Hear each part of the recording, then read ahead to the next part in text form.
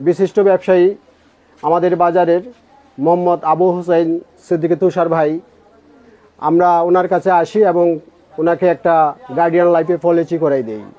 তো আমাদের গার্ডিয়ান লাইফের হেলথ ইন্স্যুরেন্স সেবাটা সর্বোচ্চ। আমরা একজন গ্রাহককে প্রতি বছর 50,000 টাকা লাইফ ইন্স্যুরেন্স দেই, যেটা হেলথ ইন্স্যুরেন্স বলি আমরা, এবং ক্রিটিক্যাল ইলনেস আছে, গুরুতর অসুস্থতার জন্য আমাদের 10 লক্ষ টাকা পর্যন্ত হেলথ সেবা দিয়ে থাকে কোম্পানি। আমাদের কোম্পানি হচ্ছে ব্রাগ অ্যাপেক্স স্কোয়ারের যৌথ মালিকানায় পরিচালিত গার্ডিয়ান লাইফ। তো আমরা আজকে ভাইয়ের কাছে এসেছি। আমাদের বড় ভাই কিছুদিন আগে একটু গুরুতর অসুস্থ হয়, তিনি স্ট্রোক করে। এই জন্য আমরা ভাইয়ের কাছে এসেছি যে তার অসুস্থতার যে সেবার আমাদের যে চুক্তি অনুযায়ী টাকাটা বড় ভাই আমাদের কোম্পানির পক্ষ থেকে পেয়েছে কিনা এটা জানার জন্য। জানা যায় 2025 সালে বীমা গ্রাহক তুষার সিদ্দিকী 15 বছর মেয়াদী 4,80,000 টাকা একটি বীমা পলিসি গ্রহণ করেন। উক্ত বীমার একটি কিস্তি 46,000 টাকা প্রদান করেন তিনি।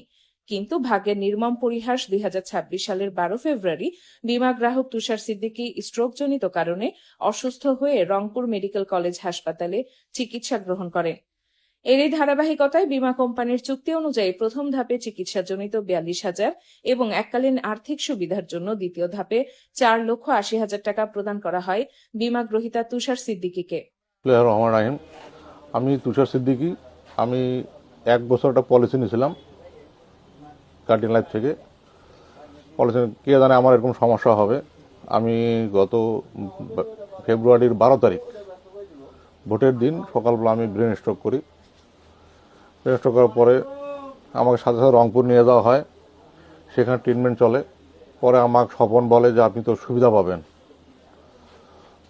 তখন ওই হসপিটালের বিল সহ আমি আগে একটা টাকা পাইছিলাম, যে 50,000 টাকার যে একটা সাময়িক একটা যে আছে প্রতি বছরে, ওই টাকাটার আমি একটা বিল পাইছি। আর পরে যে সাধারণত যেটা বলে ক্রিটিক্যাল ইলনেস সাধারণত 6 মাস লাগে। 6 মাস পর্যবেক্ষণ পর টাকাটা দেয়।